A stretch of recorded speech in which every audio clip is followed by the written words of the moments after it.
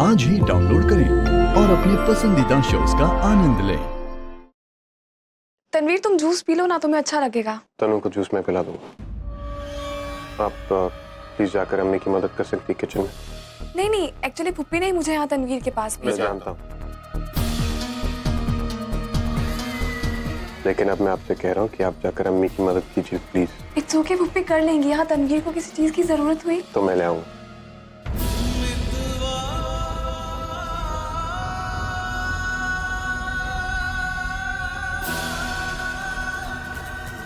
Okay.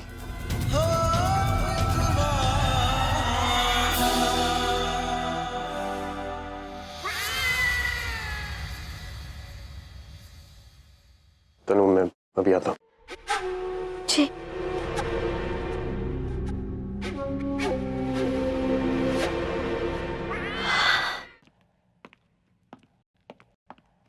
Miss Farooqui,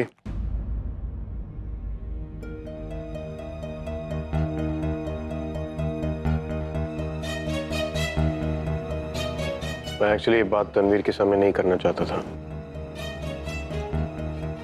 हाँ, अब मांगिए माफी।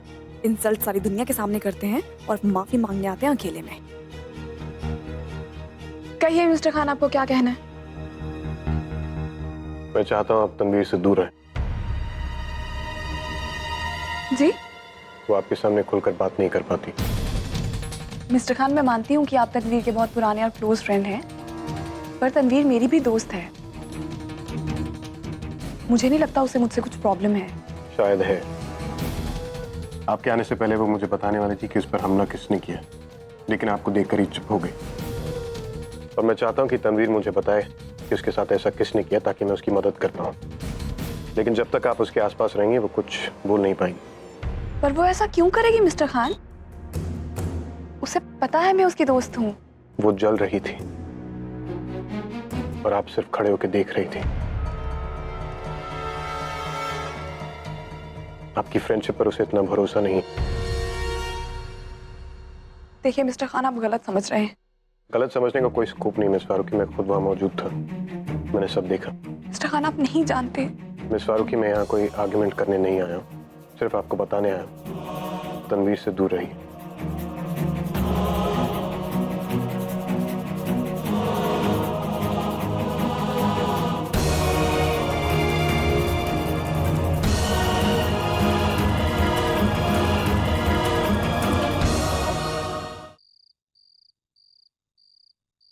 याद है जैमी, बचपन में हम कितनी मस्ती करते थे। आप हमारे घर के टीन वाली छत पर पत्थर फेंका करते थे और हमें पता चल जाता था कि आप स्कूल से वापस आ गए। और फिर तुम पीछे के दरवाजे से मेरे लिए ब्रेड जैम लाया करती थी। लेकिन तुम्हें मेरे बैग पर जैम ग्रेडी नहीं लिखना चाहिए था। जब तक मैं स्कूल में था लोग मुझे चिढ़ाते थे। बाय द वे, तो आपको भी तो हमारी चोटी नहीं खींचनी चाहिए थी ना।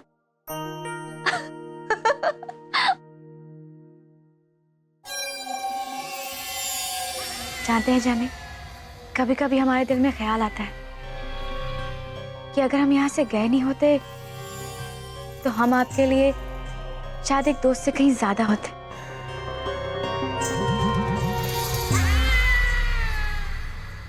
Distance doesn't change anything. तुम आज भी मेरे दोस्त से कहीं ज्यादा हो, मेरी सबसे अच्छी दोस्त हो।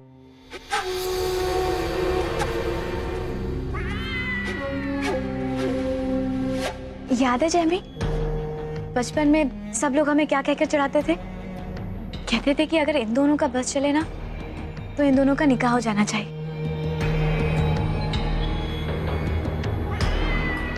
कभी कभी हमें लगता है कि अगर हम यहाँ से नहीं गए होते तो आज शायद सोया की जगह हम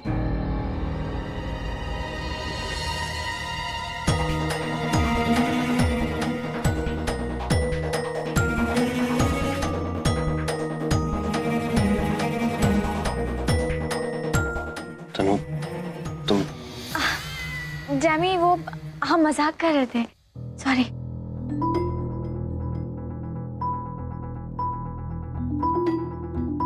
एक्चुअली वो काफी देर हो गई, तुम्हें सो जाना चाहिए। Good night. Good night.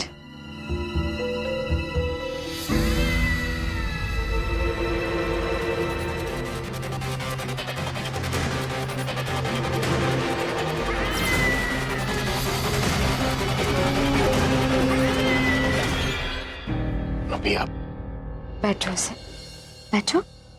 जी।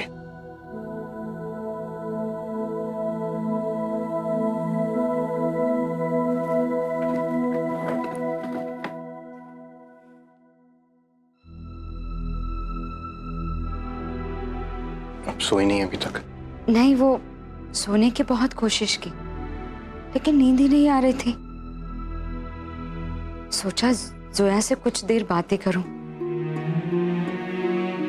लेकिन वो तो कुछ बोल ही नहीं रही, बस खामोश है और बहुत रो भी रही है। तुम्हारी बातों ने जोया का बहुत दिल दुखाया है।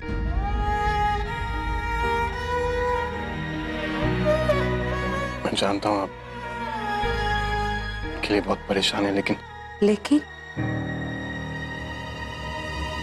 आप जानती हैं वो ऐसी बचकानी हरकतें करती रहती हैं। मैं ये नहीं कह रहा हूं कि उन्होंने जो कुछ भी किया वो जानबूझ के किया, लेकिन सच तो ये उस वक्त उन्हें जो करना चाहिए था उन्होंने नहीं किया। And I'm sorry, didn't mean to hurt anyone. लेकिन जोया की बातों ने तो तुम्हें अपसेट कर दिया है ना सर?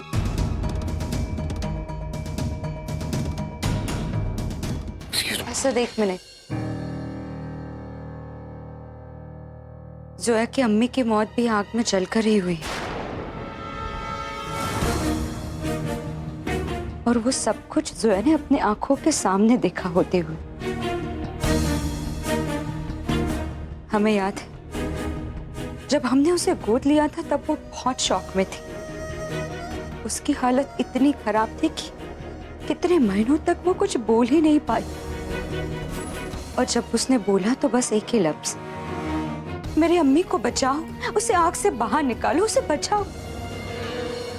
असद ये तो खुदा ही जानता है कि वो खौफनाक मंजर कितना डरावना होगा जो जोया ने अपने आंखों से देखा है। अब तो उसे कुछ याद नहीं है, लेकिन उस हादसे का खौफ आज भी जोया के ख्वाबों में उसका पीछा कर रहा है।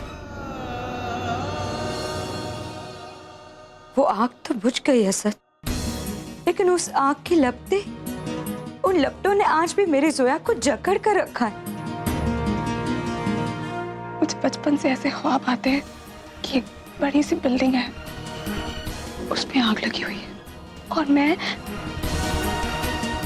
उस बिल्डिंग में हूँ। मुझे आग में बहुत डर लगता है। असद, उसने जो कुछ भी किया जानबूझकर नहीं किया।